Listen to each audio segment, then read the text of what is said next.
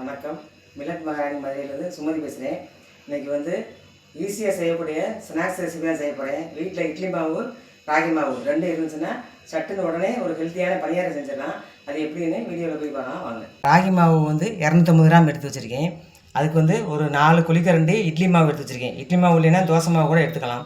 அரை ஸ்பூனு ஏலக்காய் பவுட்ரு. இந்த முந்திரி ஆப்ஷனல் தான், இருந்தால் போடலாம், இல்லைன்னா விட்டுறலாம். அப்புறம் 200 வெல்லம், ஒரு 1/4 மூடி தேங்காய் துருவல். ராகி மாவில் பணியாரம் செய்ய போகிறேன். அதுக்கு 200 கிராம் வெல்லம், அது ஒரு 1/4 டம்ளர் தண்ணி ஊற்றி கரைச்சி வடிகட்டிக்கிடுவோம். வெல்லம் கரைஞ்சிருச்சு, இதை வடிகட்டி எடுத்துக்கிறேன். ஒரு ஸ்பூன் நெய் ஊற்றி இந்த முந்திரியை வறுத்துக்கிறேன். வறுத்து போட்டால் தான் நல்லா வாடையாக பொறுன்னு இருக்கும் பணியாரத்தோட. பணியாரம் செய்கிறதுக்கு 250 கிராம் மாவு எடுத்து இந்த பவுலில் சேர்த்துக்கிறேன். இந்த வெல்லத்தை வடிகட்டிக்கிறேன். ஒரு பிஞ்சு சால்ட்டு சேர்த்துக்கிறேன்.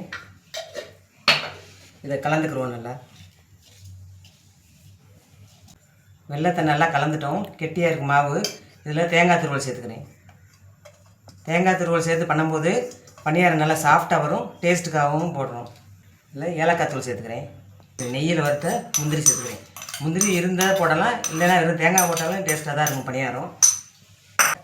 கலந்துக்குவோம். கெட்டியாக இருக்குது. இதில் இந்த இட்லி மாவையும் கலந்துக்கிறேன்.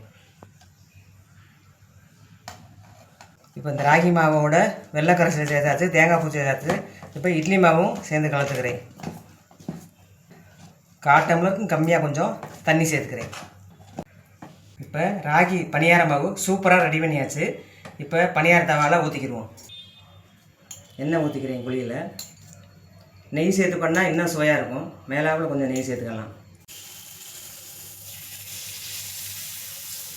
நல்லா சூடான பிறகு ஊற்றிட்டு அடுப்பை லோ ஃப்ளேமை வச்சு மூடி வச்சு வேக வைக்கணும் பணியாரத்தை. இப்போ மூடி வச்சு வேக வச்சுக்கிறேன். இப்போ ஒரு சைடு வெந்துருச்சு. பணியாரம் திருப்பி போட்டுக்குருவோம். அதில் லேசாக கொஞ்சம் மேலே எண்ணெய் ஊற்றிக்கிடுவோம். இப்போ சுவையான ராகி பணியாரம் ரெடி ஆயிடுச்சு.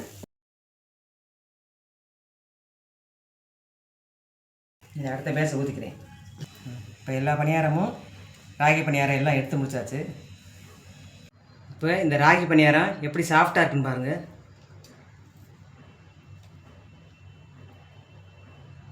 பஞ்சு பஞ்சாகவும் இருக்குது, சாஃப்டாகவும் இருக்குது. நம்ம தேங்காய் திருவலும் இட்லி மாவு சேர்க்கறதுனால நல்லா பஞ்சு பஞ்சாக ராகி பணியாரம் தயாராகிடுச்சு.